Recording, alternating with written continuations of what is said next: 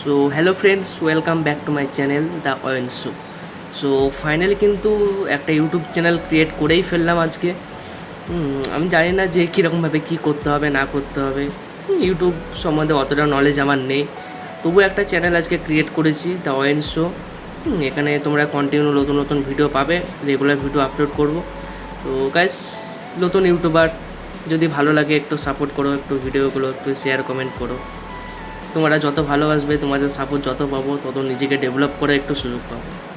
তো বেশি কিছু বলছি না, জাস্ট একটাই ভিডিও দিয়ে আজকে তোমাদের সামনে নিজের চ্যানেলটা স্টার্টিংটা করলাম চ্যানেলের, জাস্ট ফার্স্ট ভিডিও।